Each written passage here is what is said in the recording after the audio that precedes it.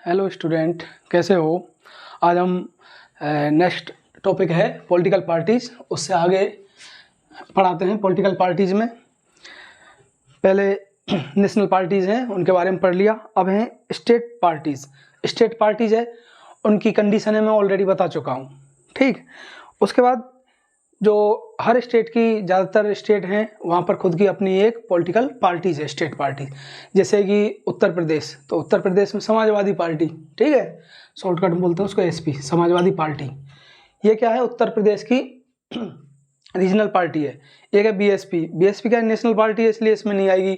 उसके अलावा हरियाणा है, हरियाणा में इंडियन नेशनल लोक दल, इनेलो बोलते हैं उसको शॉर्टकट में, इंडियन नेशनल लोक दल। उनके हर किसी के सिंबल हैं स्टेट उस पार्टी के। उसके अलावा जम्मू कश्मीर है, जम्मू कश्मीर में 2-3 स्टेट पार्टी हैं। एक तो है पीडीपी, पीपल डेमोक्रेटिक पार्टी, और एक है नेशनल कॉन्फ्रेंस, एनसी शॉर्टकट में। ये जम्मू कश्मीर में हैं दोनों। एक जम्मू कश्मीर पैंथर पार्टी भी है, जेएंडके में ही है। ये यूपी में हो गई, या आपके हरियाणा में है। जो मेन रीजनल पार्टी उनके बारे में बता रहा हूँ। बिहार में जाते हैं तो बिहार में रीजनल पार्टी है जेडी, जनता दल यूनाइटेड। ठीक है, 2 हैं जनता दल, एक कर्नाटक में है जनता दल यूनाइटेड, बिहार में है ये, और एक है जनता दल सेकुलर, जो एचडी देवेगौड़ा प्रधानमंत्री रहे थे, उनकी पार्टी सेकुलर। ठीक, ये कहाँ है, कर्नाटका में। और ये जनता दल यूनाइटेड, ये कहाँ पर है, बिहार में। उसके अलावा लालू प्रसाद यादव है, उनकी पार्टी है आरजेडी, राष्ट्रीय जनता दल। ठीक है, ये जनता दल है और राष्ट्रीय लगा दिया। ये दोनों बिहार में। एक लोजपा है, ठीक है, लोक जनशक्ति पार्टी, एलजीपी बोलते हैं, लोक जनशक्ति पार्टी, ये भी बिहार में है। इसका मतलब जो बीजेपी कांग्रेस है वो तो लड़ती ही हैं, ये तो बड़ी पार्टी है इंडिया की। ठीक है, तीसरी बड़ी पार्टी है वो आम आदमी पार्टी उभर रही है। ये तो लड़ते ही हैं बीजेपी कांग्रेस तो हर स्टेट में। उसके अलावा जो स्टेट पार्टी हैं वो भी उस स्टेट में जो डोमिनेट हैं वो भी इलेक्शन लड़ती हैं। उसके अलावा महाराष्ट्र है, महाराष्ट्र में क्या है, शिवसेना, बाल ठाकरे हैं उनकी पार्टी। ठीक है, फिर एक नई पार्टी और बनी मनसे, महाराष्ट्र नवनिर्माण सेना, एमएनएस। आंध्र प्रदेश है, आंध्र प्रदेश में रीजनल पार्टी हैं तेलंगाना राष्ट्र समिति। ठीक है, अभी वहाँ तेलंगाना के सीएम है चंद्रशेखर राव, उनकी पार्टी है। अब ये क्या है, उसका नाम चेंज कर दिया टीआरएस का, भारतीय राष्ट्रीय समिति। ठीक है, जिससे कि ये नेशनल पार्टी बनाने की उसमें है कि ये नेशनल पार्टी बन जाए। एक ही पार्टी कहाँ पर है, तेलंगाना में।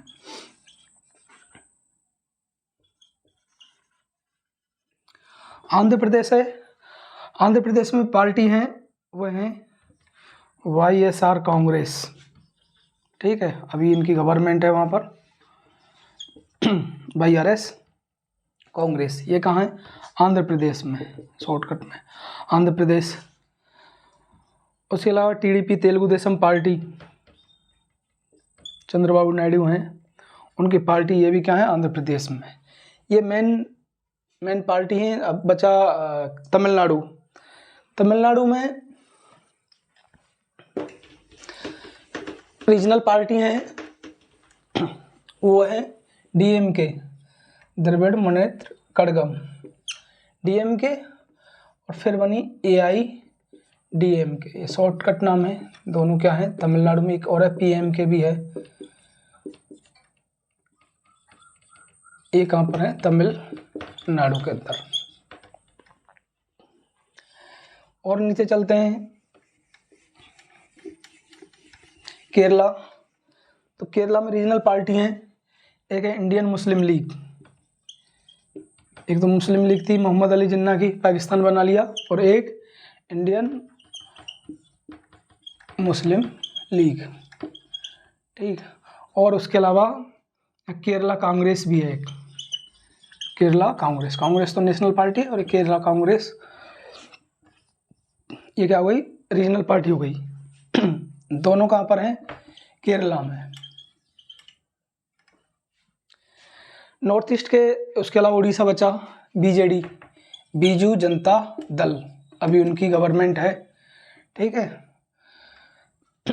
एमपी, छत्तीसगढ़, राजस्थान और उसके अलावा गुजरात, यहाँ पर मुकाबला है वो कांग्रेस और बीजेपी के बीच में ही होता है। एक पंजाब बच गया, पंजाब में रीजनल पार्टी है श्रोमणी अकाली दल, ठीक है, श्रोमणी अकाली दल, शॉर्टकट में उसको अकाली दल ही बोलते हैं। ये पंजाब में हो गया। आम आदमी पार्टी है वो क्या है, नेशनल पार्टी बन गई, अभी वो पावर में है पंजाब में। उसके अलावा झारखंड बच गया, ठीक, बिहार के बता ही चुके हैं। नॉर्थ ईस्ट के स्टेट हैं उनमें छोटे छोटे स्टेट हैं, नागालैंड हो गया, मणिपुर, उनके नाम पे ज़्यादातर पार्टी बनी हुई है, ठीक है। जैसे सिक्किम है, सिक्किम डेमोक्रेटिक फ्रंट। अब ये सारी याद करने की ज़रूरत है नहीं, मेन है पूरे जो बड़े स्टेट्स हैं इंडिया के, उनके एक एक या दो याद हो जाए बढ़िया बात है। बुक्स है एनसीईआरटी की, उसमें पूरी मैप सहित है, पूरे हर स्टेट की क्या लिस्ट दे रखी है। तो ये मेन है स्टेट, उनको याद कर ले। एक असम बचा, ठीक है, नॉर्थ ईस्ट का स्टेट, उसमें भी बड़ी स्टेट है नॉर्थ ईस्ट का सबसे बड़ा, उसमें है जो रीजनल पार्टी असम गण परिषद, ठीक है। और एक है all India democratic front, AIU, United democratic front, ठीक है। ये दो असम की क्या हैं, सबसे बड़ी रीजनल पार्टी हैं। उसके अलावा तेलंगाना में AIMIM, ऑल इंडिया मजलिस MIM, असदुद्दीन ओवैसी हैं, उनकी पार्टी है तेलंगाना में, ठीक है। हैदराबाद में काफ़ी ज़्यादा क्या है, पॉपुलर है ये मेन पार्टी हैं। बाकी लिस्ट दे रखी है, उसमें से देख सकते हैं। अब नेक्स्ट टॉपिक है how many political parties should be have, हमारे पास किसी भी देश के अंदर कितनी राजनीतिक दल होने चाहिए। तो हर देश ने अपनी डेमोक्रेसी के हिसाब से, अपने कल्चर के हिसाब से, अपना जो टेरिटरी है उसके हिसाब से कॉन्स्टिट्यूशन में पार्टी सिस्टम किए गए हैं। अब पहले वर्ल्ड के देख लेते हैं, वर्ल्ड में क्या क्या कंडीशन चल रही है। कितने होने चाहिए राजनीतिक दल एक पार्टी में, क्योंकि पॉलिटिकल पार्टी इलेक्शन कराने के लिए जरूरी है।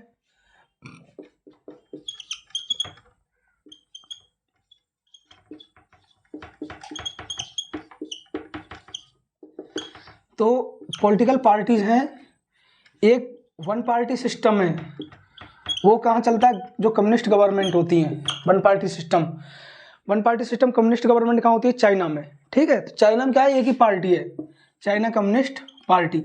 अब आप सोच सकते हो कि एक पार्टी है, उसमें इलेक्शन कराना कितना ज़्यादा मुश्किल हो जाता है, ठीक है। एक ही पार्टी रहेगी, किसके खिलाफ अगेंस्ट, जैसे कोई मैच चल रहा है या रेस है, उसमें एक ही कैंडिडेट है तो वही जीतेगा। सेम ऐसा ही चाइना में होता है, पहले USSR में था, जहाँ कम्युनिस्ट गवर्नमेंट होती है वहाँ एक ही पार्टी होती है, केवल एक ही पार्टी को अलाउ करते हैं, वो कम्युनिस्ट पार्टी को, ठीक है। उसके अलावा दूसरी पार्टी वो अलाउ ही नहीं है। अब चाइना में क्या है, सिस्टम क्या है कि वहाँ एक ही पार्टी है, कम्युनिस्ट पार्टी, ठीक। तो ये हो गया चाइना का एग्जाम्पल, वन पार्टी सिस्टम, साम्यवादी communist party,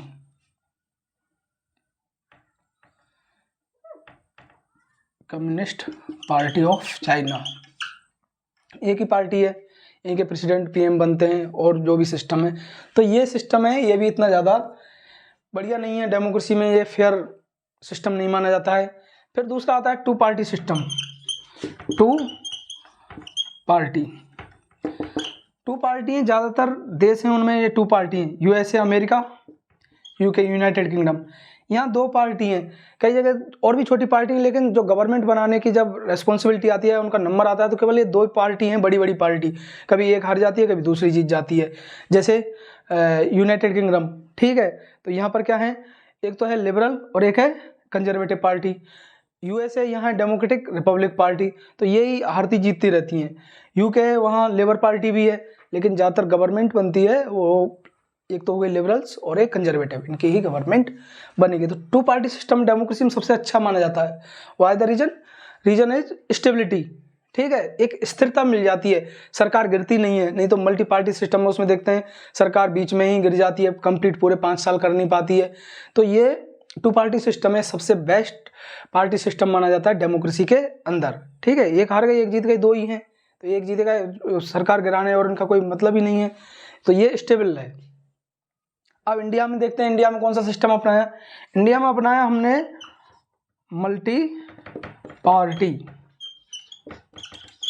multi party system. ये हो गया हमारे जो साउथ एशिया के देश हैं, इंडिया हो गया, पाकिस्तान हो गया, और भी कई देश हैं साउथ एशिया की, श्रीलंका, इनमें इस तरह की व्यवस्था रखी गई है। इंडिया के बारे में पढ़ते हैं तो इंडिया में ये क्यों रखा है, क्योंकि इंडिया में इतनी ज़्यादा कल्चरल डाइवर्सिटी है, लैंग्वेज के बेसिस पे, रिलीजन, कास्ट, उसके बेसिस पर कल्चर, इसलिए यहाँ डाइवर्सिटी है, उसको 2 पार्टी है वो पूरा कंप्लीट नहीं कर पाती। ब्रिटेन और यूएसए में 2 पार्टी सिस्टम इसलिए रखे हैं क्योंकि वहाँ एक जैसा कल्चर है, ज़्यादातर क्रिश्चियन रिलीजन को फॉलो करने वाले हैं, इंग्लिश लैंग्वेज स्पीकिंग पर्सनस हैं, तो वहाँ इतनी ज़्यादा प्रॉब्लम नहीं है। लेकिन इंडिया में क्या हुआ, इंडिया में इतनी ज़्यादा डाइवर्सिटी है, उसको मेंटेन करने के लिए मल्टी पार्टी, जब कॉन्स्टिट्यूशन बना रहे थे इंडिया का तो ये डिस्कस किया गया और डिस्कस में यही एक्सेप्ट किया गया कि इंडिया में मल्टी पार्टी सिस्टम रखो। 2 पार्टी रख लेते इंडिया में तो जो स्टेट के जो छोटे इशू हैं उनको ज़्यादा वरीयता ही नहीं मिलती, उनको प्रेफरेंस ही नहीं मिल पाता। ठीक है, तो ये छोटी पार्टी बना के वो अपने स्टेट का ज़्यादा डेवलपमेंट कर सकते हैं। लोकल इशू है उनको क्या कर सकते हैं, नेशनल लेवल पे, नेशनल लेवल का जो प्लेटफॉर्म है पार्लियामेंट, वहाँ पर रेज कर सकते हैं, उठा सकते हैं। लेकिन इसकी नेगेटिव भी है क्योंकि इससे गवर्नमेंट है स्टेबल नहीं हो पाती, प्राइम मिनिस्टर है उसकी पोस्ट है वो बहुत ज़्यादा, कोलिशन गवर्नमेंट है उसमें कमज़ोर हुई है।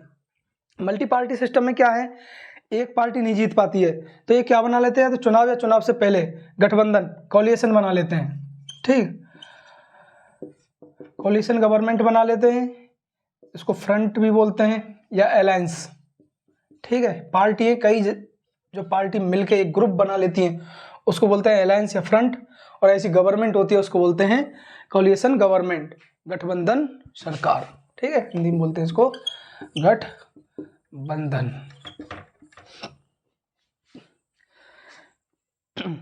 नेक्स्ट है चैलेंज टू पॉलिटिकल पार्टीज, राजनीतिक दलों की समस्याएं क्या हैं। चैलेंज टू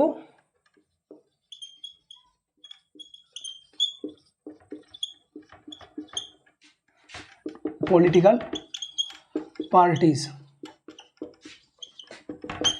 इनकी समस्याएं क्या हैं, जो राजनीतिक दल हैं। अब जो हमें इंडिया की राजनीति में जो लगता है कि ये कमियां हैं, 75 ईयर हो गए हमें आज़ाद हुए ब्रिटिश गवर्नमेंट से, उसके बाद भी कई ऐसे सेक्टर हैं डेमोक्रेसी के अंदर या पॉलिटिकल सिस्टम में जो कमी रह गई हैं, उनको कैसे सुधारें या क्या कमियां हैं। तो सबसे पहले हम कमियां देख लेते हैं, क्या कमियां हैं। ठीक है, या इसको लिख देता हूँ समस्याएं।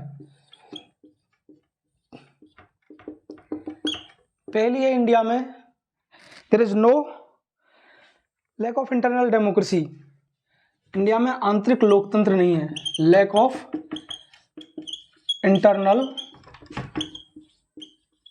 डेमोक्रेसी, आंतरिक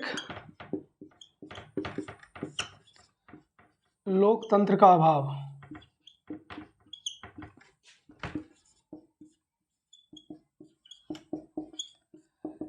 इंडिया में क्या आंतरिक लोकतंत्र है नहीं है। इंटरनल डेमोक्रेसी कैसे नहीं है, इंटरनल डेमोक्रेसी मतलब इंडिया में पार्लियामेंट के अंदर इलेक्शन होते हैं, स्टेट असेंबली के इलेक्शन होते हैं और लोकल गवर्नमेंट बॉडीज में भी इलेक्शन होते हैं। लेकिन जो पार्टी बनी हुई है, ठीक है, पार्टी हम पढ़ चुके हैं, स्टेट पार्टी और नेशनल पार्टी, इन पार्टी का जो हेड होते हैं, ठीक है, जो उनको पार्टी सुप्रीमो बोलते हैं, वो पार्टी के हेड हैं, उनका इलेक्शन ही नहीं होता है। ठीक है, जो उनके पॉलिटिकल वर्कर्स हैं, जो एक्टिव मेंबर्स हैं, उनके द्वारा उनका इलेक्शन करवाएं। लेकिन वहाँ क्या है, ऐसे ही अपने में से वो किसी को भी चुन लेते हैं। ठीक है, जो उनको फेवरेट लगता है, या तो वो वंशानुगत चला हुआ है, अपने बेटे को या अपने फैमिली के मेंबर को हेड बना देते हैं। तो ये इंडिया की डेमोक्रेसी में बहुत बड़ी समस्या है। ज़्यादातर पॉलिटिकल पार्टियों में यही समस्या है कि यहाँ पर इंटरनल डेमोक्रेसी नहीं है, आंतरिक लोकतंत्र का अभाव है। सेकेंड जो प्रॉब्लम है इंडिया की डेमोक्रेसी पॉलिटिकल पार्टी के अंदर, dynastic system. Dynastic system, dynastic system क्या है, वंशवाद, दोनों आपस में जुड़े हुए हैं ये, वंशवाद और इंटरनल डेमोक्रेसी। ठीक है, किसी पॉलिटिकल लीडर है उसने स्ट्रगल करके पार्टी बनाई, पार्टी बनाने के बाद ऐसा नहीं कि जो अगली जनरेशन है वो शिफ्ट किया जाए किसी जो कैपेबल पर्सन है उसको, या जो पार्टी का जो बिल्कुल ग्रास रूट लेवल पे जो एक्टिविस्ट है, ठीक है, कार्यकर्ता है, उसको दिया जाए। ऐसा ना हो कि वो फैमिली के किसी भी मेंबर को क्या बना देते हैं, हेड बना देंगे उस पार्टी का। ये इंडिया की रीजनल पार्टियों में और नेशनल पार्टी में बहुत बड़ी समस्या है वंशवाद की। मोनार्की खत्म हो चुकी है इंडिया में, ठीक है, राजतंत्र नहीं है, लेकिन डेमोक्रेसी के अंदर एक डेमोक्रेटिक डायनेस्टी या डेमोक्रेटिक जो मोनार्की है वो चल रही है इंडिया के अंदर, ठीक है। तो ये बहुत बड़ी समस्या है। जो नॉर्मल लोग हैं वो आगे बढ़ना चाहें तो उनके लिए क्या है, उनके लिए कोई आगे बढ़ने का स्कोप ही बहुत कम है, क्योंकि वहाँ ऑलरेडी टॉप लेवल पे पहुँचने के बहुत कम चांस है। और डेमोक्रेसी क्या कहती है, टॉप लेवल पे कोई भी पहुंच सकता है, जिसको सबसे ज़्यादा वोट मिलेंगे, वो कोई भी पार्टी हो, कोई भी हो सकते हैं। तीसरी जो थर्ड प्रॉब्लम है पॉलिटिकल पार्टीज के अंदर वो है money and use of money and muscle power.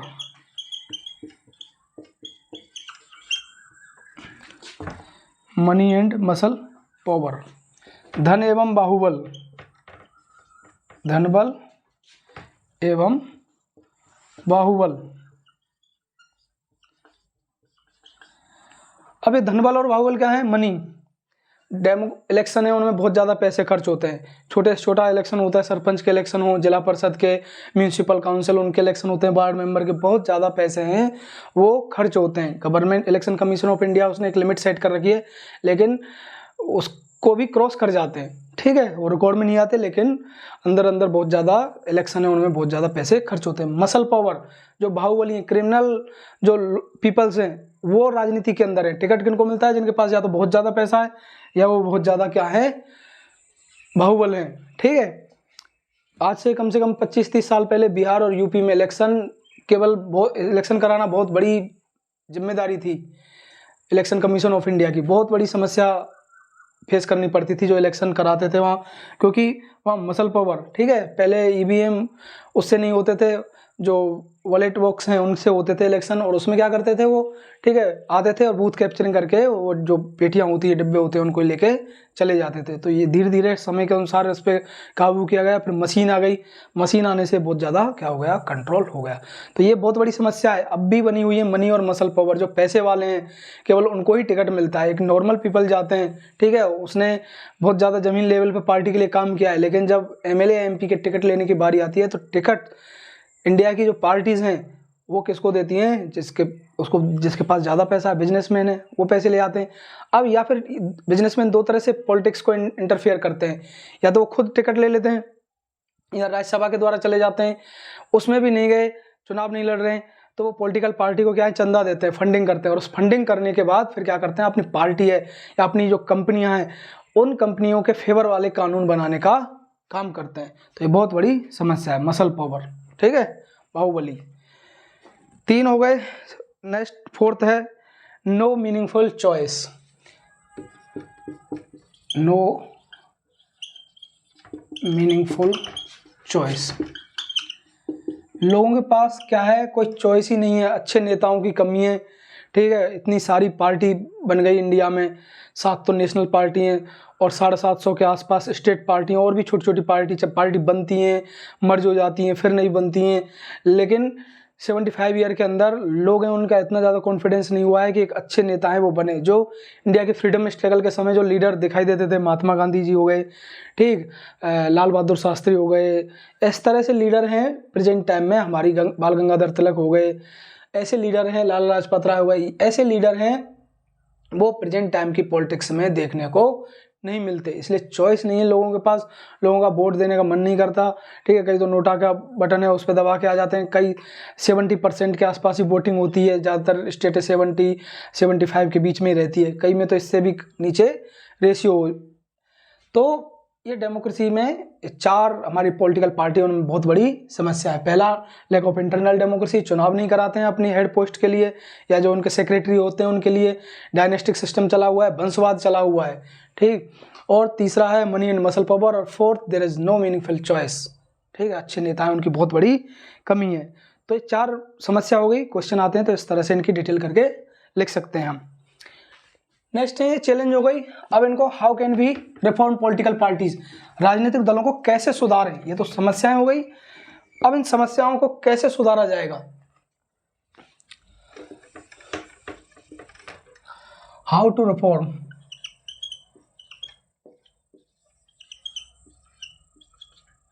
Political parties, ठीक है, कैसे सुधारें। अब इसमें सुधारने में 3 तरीके, तो जो इलेक्शन कमीशन ऑफ इंडिया है, इलेक्शन कमीशन ऑफ इंडिया एक ऑर्गेनाइजेशन है जो इंडिया में इलेक्शन कराता है, सबसे छोटे लेवल से लेकर बड़े लेवल तक। इलेक्शन कमीशन ऑफ इंडिया है, उसने क्या किया है, उसने 3 ऐसे तरीके अपनाए हैं जिससे कि ये money muscle power dynastic system इनको रोका जा सके। कुछ सुझाव हैं वो लोगों के बीच में आए कि इन तरीके से इनको कर लें तो हमारे इंडिया में भी एक जो डेमोक्रेसी है उसका स्टैंडर्ड है वो इंक्रीज हो जाएगा। तो सबसे पहले जो गवर्नमेंट ने, इलेक्शन कमीशन ने क्या किया है, इनको मिसयूज रोकने के लिए पॉलिटिक्स के अंदर, पहला है anti defection law, anti defection law, एक कानून लाए, इसको बोलते हैं दल बदल विरोधी कानून।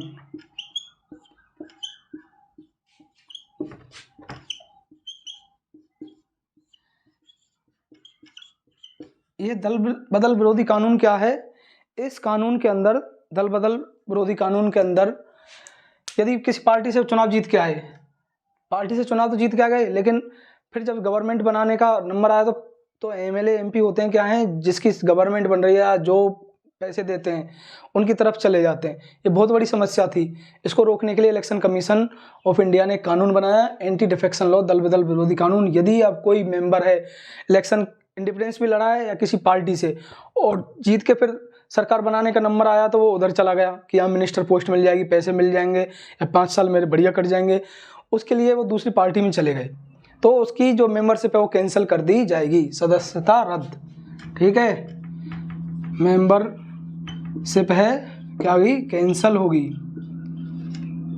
ये इलेक्शन कमीशन ऑफ इंडिया है, ये करता है। लेकिन अब क्या है, लीडर हैं, उन्होंने इसमें भी, कानून में भी तोड़ निकाल लिया, इसका भी बाईपास कर लिया। यदि किसी पार्टी के 1/3 मेंबर हैं, वो यदि चले जाते हैं पार्टी को छोड़कर, तब उन पर ये लॉ है वो लागू नहीं होगा। इंडिया की न्यूज़ में आते रहते हैं, ठीक है, कई जगह सरकार गिर गई या उस जैसी सिचुएशन हो गई, जैसे पहले कर्नाटक में थी, एमपी में गवर्नमेंट थी, ठीक है, राजस्थान में भी यही सिचुएशन बनी। ऐसे कई ऐसे स्टेट्स हैं जिनमें इंडिया में एक लंबी हिस्ट्री रही है कि जो बीच में ही गवर्नमेंट गिर जाती है। तो पहले इसका बहुत मिसयूज होता था, अब काफ़ी हद तक इसको रोक दिया। तो नेता हैं, ठीक है, नेता क्या है, उनको तो मेन मोटिव क्या होता है कि सीट मिले, मिनिस्टर पोस्ट मिले, ठीक है, जैसे बढ़िया से पैसे कमा लूँ मैं, बाकी देश दुनिया ये तो उनके लिए सेकेंडरी हैं, भले रैली है उनमें वो कुछ भी कहें। सेकंड, जो rule election commission of India है उसने क्या किया है, जो कैंडिडेट हैं उनसे एफिडेविट लेता है, एफिडेविट,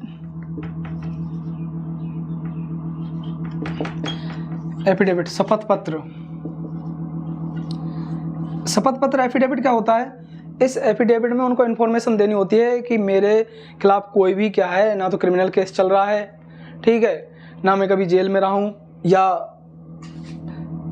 कोई मेरा केस है वो पेंडिंग चला हुआ है, तो ये एफिडेविट देना पड़ता है। इलेक्शन कमीशन है उसने क्या कर दिया है, मैंडेटरी कर दिया है to all candidates to file an affidavit of property and criminals records.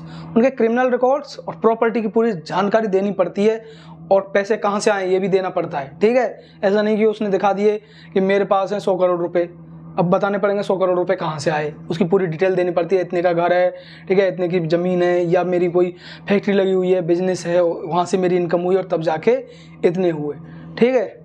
Salary क्या है उनकी, सैलरी कुछ नहीं होती है, लीडर्स हैं उनकी, गवर्नमेंट जॉब के एम्प्लॉय होते हैं उनसे भी कम होती है, लेकिन पैसा अरबों रुपये कमा लेते हैं। तो कहाँ से आते हैं, तो वो शपथ पत्र लेते हैं वो, ठीक। तो ये सेकंड पॉइंट है कि उसमें क्या है, इट इज़ मैंडेटरी, कंपलसरी कर दिया है किसने, इलेक्शन कमीशन ने, कि अपने क्रिमिनल्स रिकॉर्ड और प्रॉपर्टी की डिटेल, ठीक है, गिव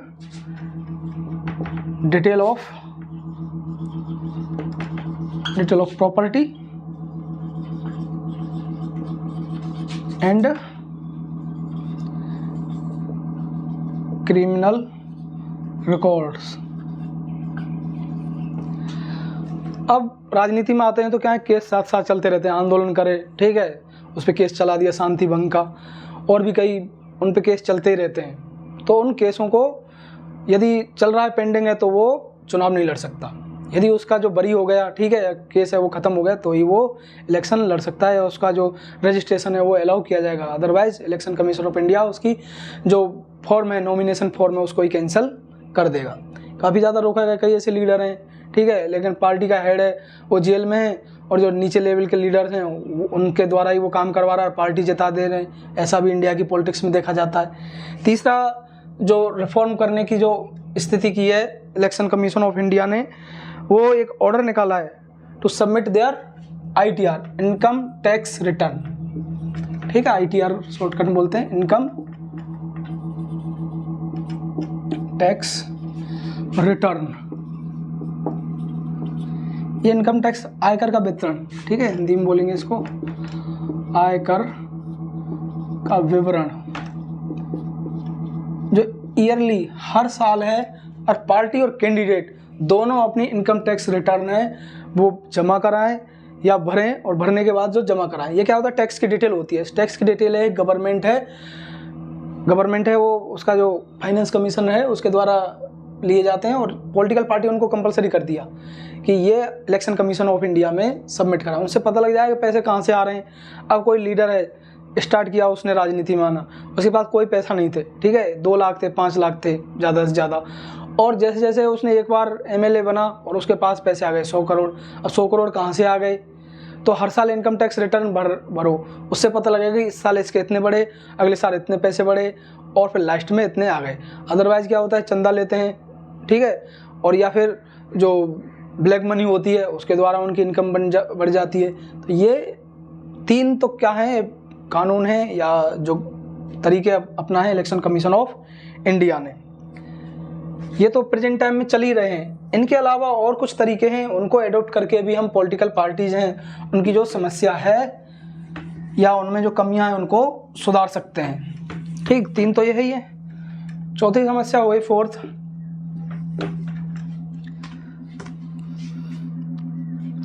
इलेक्शन इन पार्टी। जो प्रॉब्लम थी लैक ऑफ इंटरनल डेमोक्रेसी, उसको कैसे दूर करेंगे, पार्टी के अंदर चुनाव कराएं, ठीक है, conduct election in party and maintain register election in party, party के अंदर, एंड मेंटेन रजिस्टर। अब ये रजिस्टर किसका होगा, पार्टी की जो मीटिंग होती है ना उनका रजिस्टर होगा। पार्टी में कितनी बार साल में कितनी मीटिंग हुई, क्या डिसीजन लिए गए, किसको कौन सी पोस्ट दी गई, सेक्रेटरी किसको बनाया, किस राज्य का प्रभारी किसको बनाया, ठीक है, ये सारी चीज़ें, पार्टी का हेड कौन होगा, चुनाव हुए, ये कराना जरूरी है। अभी रूल बना नहीं है लेकिन ये होना चाहिए। इसको एडॉप्ट करके ही पॉलिटिकल पार्टी हैं उनको सुधारा जा सकता है। लेकिन पॉलिटिकल पार्टी मना कर देती हैं, ठीक है, कि हम ये नहीं बताएंगे इंटरनल डेमोक्रेसी का हमने हेड कैसे बनाया, जो पॉपुलर है उसको हेड बना दिया, ठीक है, ये गवर्नमेंट को बताने की ज़रूरत नहीं है हम कि रजिस्टर मेंटेन किया, अभी नहीं करते, कोई नया नियम बनेगा तो वो बता देंगे कि रजिस्टर मेंटेन करना है। जैसे ITR है वो देना ज़रूरी है, इनकम टैक्स अभी तक ये नहीं आया है, लेकिन ये यदि इसको फॉलो कर लेंगे तो इंडिया की डेमोक्रेसी और ज़्यादा बेटर हो जाएगी। 5वां या 5th जो तरीका है कैसे हम इसको रिफॉर्म करें, तो ये पॉलिटिकल पार्टी है, इसमें क्या है, it is mandatory, it should be give 1/3 tickets for women. जो महिलाएं हैं उनको क्या, 1/3 का मतलब हो गया 33%, ठीक है, 33% मतलब 100 सीटें किसी कॉन्स्टिट्यूंसी में या किसी स्टेट में MLA की, तो उनमें 33 सीटें वो किनको देनी चाहिए, फीमेल है उनको देनी चाहिए। अब इससे क्या होगा, फीमेल को देने से पॉलिटिक्स है उसमें रिफॉर्म होने के ज़्यादा चांस बनेंगे। किसी भी कंट्री की या इंडिया की आधी जो जनसंख्या है वो क्या है, महिलाओं की है, और इन महिलाओं को यदि हम पॉलिटिक्स के अंदर पार्टिसिपेशन ही नहीं दिला रहे हैं तो 1/3 या 33% रिजर्वेशन है उनको देने चाहिए, रिजर्व कर देनी चाहिए सीट्स हैं। और कम से कम इतने देने चाहिए। इंडिया में जेंडर रिलीजन कास्ट में पढ़ाए थे कि कितना पॉलिटिक्स में केवल 40% MP हैं इंडिया में और 6% के आसपास MLA हैं पूरे इंडिया में फीमेल इस समय। तो ये इनका रेशियो बढ़ाना चाहिए। लेकिन पॉलिटिकल पार्टी के हेड है वो मना कर देते हैं, छोटी पॉलिटिकल पार्टी वो मना कर देंगी, ठीक है। वो कहते हैं हमारे पास कोई फीमेल कैंडिडेट ऐसे है ही नहीं जो चुनाव जिता सकें। लेकिन रिजर्वेशन कर देंगे तो वो तो सभी पार्टी के साथ बराबर होगा, ठीक है। मेल कैंडिडेट तो उनके अगेंस्ट में खड़े नहीं होंगे, फीमेल ही आपस में लड़ेंगी। तो इसलिए ऐसा कर देते हैं, ठीक है। और भी नेता हैं वो मना कर देते हैं, कहते हैं महिलाएं क्या क्या करेंगी राजनीति में आकर, ठीक है, बात बनाएंगी। इससे अच्छा है कि वो घर का ही क्या करें, काम संभालें। इसलिए इनको नहीं देते इतनी ज़्यादा सीट। 6 रिफॉर्म किस तरह से कर सकते हैं हम, जो फंडिंग होती है, ठीक है, funding by government.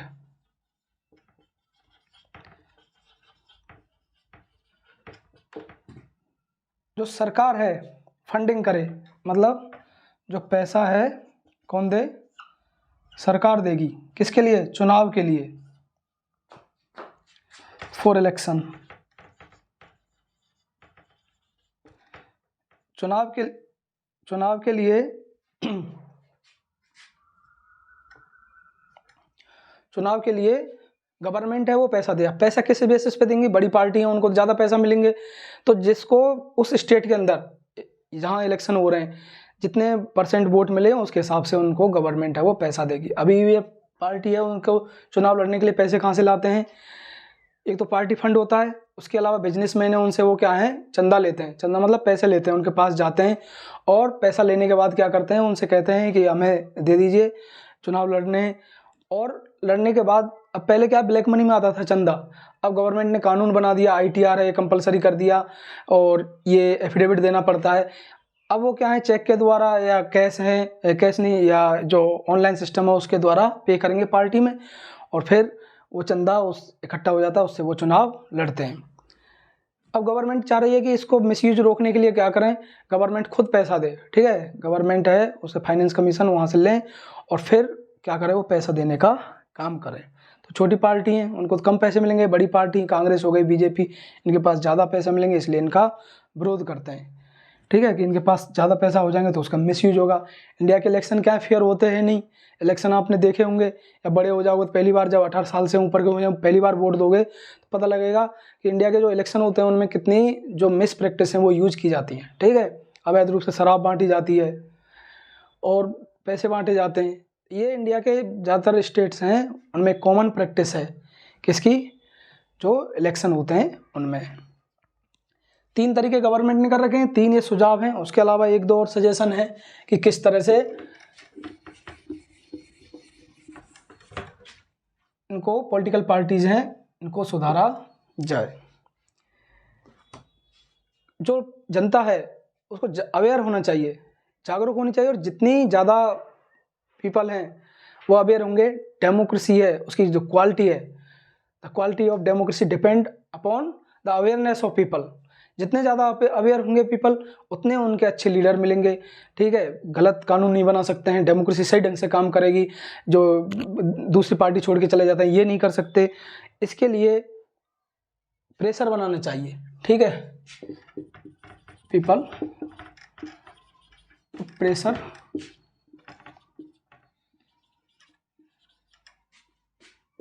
On parties.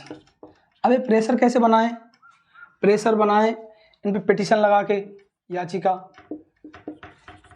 ठीक है, डिटेल मांगे इनसे RTI के द्वारा, दो अपनी सूचना, इस कैंडिडेट की कितनी इनकम है, पार्टी की कितनी इनकम है, इसके द्वारा आंदोलन करें गवर्नमेंट की नीतियों के खिलाफ, एजिटेशन। आंदोलन ही नहीं करेंगे तो वही मोनार्की हो गई या डिक्टेटर गवर्नमेंट हो गई, उसके खिलाफ कोई आंदोलन ही नहीं कर सकता था। प्रेशर बनाएं पॉलिटिकल पार्टीज के अंदर, ठीक है, तो नेताएं वो थोड़ा सही ढंग से काम करने लगेंगे। अब ये कुछ तरीके हैं, NGO होते हैं इंडिया में, ठीक है, डिफरेंट टाइप के NGO हैं, वुमेन चाइल्ड वेलफेयर से रिलेटेड, ठीक है, एनिमल्स हैं उनको लेकर, और पोल्यूशन से रिलेटेड, फार्मर हैं उनसे रिलेटेड NGO। तो ये सारी चीज़ें मिलकर क्या कर रहे हैं, पॉलिटिकल पार्टी उन पर प्रेशर डालें, प्रेशर डालने के बाद अपने फेवर के कानून बनाएं या उनको एफिशिएंट बनाएं पॉलिटिकल पार्टीज़ को। नेक्स्ट जो 1 पॉइंट है, पॉलिटिकल पार्टी हैं। अब 2 तरीके हैं राजनीति को सुधारने के, ठीक है, या तो अच्छे नेता लाओ कहीं से, ठीक है, और अच्छे नेता नहीं है तो खुद राजनीति में आ जाओ, अपनी पार्टी बना लो। इंडिया में किसी ने रोका नहीं है, वोट देने से किसी ने नहीं रोका है, चुनाव लड़ने से किसी ने नहीं रोका है। कोई भी कैंडिडेट उसकी एज लिमिट सेट की है, ठीक है। एमएलए एमपी के लिए 25 ईयर है, बाकी पोस्टें उनके लिए अलग अलग हैं। कोई भी इलेक्शन लड़ सकते हैं, मिनिमम फीस है वो जमा करानी पड़ती है और उसके बाद इलेक्शन लड़ लो। तो राजनीति में ऐसे नहीं दूर से ही बात करते रहें कि ये पार्टी ये खराब है, जैसे क्रिकेट है खेल रहे हैं, ठीक है, दूर से बहुत आसान लगती हैं चीज़ें कि हमें ये सुधार कर सकते हैं, लेकिन खुद उसके अंदर जाते हैं तो बहुत ज़्यादा समस्याएं फेस करनी पड़ती है। जैसे राजनीति हो गई, और राजनीति को क्या समझते हैं, पॉलिटिक्स से डर्टी गेम। लेकिन डर्टी गेम कैसे है, गंदगी को सुधारना है तो गंदगी के अंदर उतरना ही पड़ेगा। तो या तो अच्छे नेता लाएं। अब अच्छे नेता वो जो फ्रीडम फाइटर हैं उस तरह के तो मिलेंगे नहीं, महात्मा गांधी, लाला लाजपत राय हैं, ठीक है, बाल गंगाधर तिलक हैं, तो दादा भाई नौरोजी हैं, ऐसे लीडर इंडिया में प्रेजेंट टाइम में मिलेंगे नहीं। तो उनके लिए कैसे करें, उनके लिए या खुद अपनी पार्टी बना लो या राजनीति में आ जाओ, पार्टी ज्वाइन कर लो, उनको सुधारें। कई पार्टी में बहुत अच्छे लीडर्स हैं, काम कर रहे हैं, लेकिन रेशियो बहुत कम है, ठीक है, सारी पार्टी में। तो 8वां तरीका ये है कि खुद आ जाएं या तो पार्टी के अंदर, या फिर जो चॉइस है उसको, जो गुड कैंडिडेट्स हैं उनको लेके आएँ। इसमें जो अच्छे लीडर्स हैं या लोग हैं, ज्वाइन पॉलिटिक्स, राजनीति ज्वाइन कर लें। कौन, जो अच्छे व्यक्ति हैं, ठीक। तो ऐसे समय समय पे गरीबी, भ्रष्टाचार, बेरोजगारी, इनको मिटाने के लिए नई नई पार्टी बनती हैं, लेकिन 75 ईयर के बाद भी इतना ज़्यादा ग्रास रूट लेवल पे, ठीक है, इतना ज़्यादा चेंजेस नहीं आया है। तो उसको हम राजनीति में दूर से बात करें, ऐसा भी पॉसिबल नहीं है। वोट सभी को देने चाहिए, ये भी ज़रूरी है। कैसे रोकें इनको, खुद राजनीति में आ जाओ और अच्छे लोग हैं उनको भी प्रेरित करें, क्योंकि तभी जाके हमारी पॉलिटिक्स है। तो इंडिया की डेमोक्रेसी और यूरोप की डेमोक्रेसी में बहुत ज़मीन आसमान का अंतर है। वहाँ की जो क्वालिटी ऑफ डेमोक्रेसी है उसका लेवल बहुत हाई है, और इंडिया में डेमोक्रेसी है लार्जेस्ट डेमोक्रेसी ऑफ वर्ल्ड, ठीक है, पॉपुलेशन के बेसिस पे है, लेकिन फिर भी क्वालिटी के लेवल पे इंडिया में डेमोक्रेसी इतने ग्रास रूट लेवल पे फंक्शन नहीं कर रही है, क्योंकि उसके 4 जो रीजन हैं, money, muscle power, internal democracy, lack of internal democracy and dynastic succession, ये बहुत सारी क्या हैं, कमियां हैं। तो आपको ये समझ में आ गया होगा। Thank you.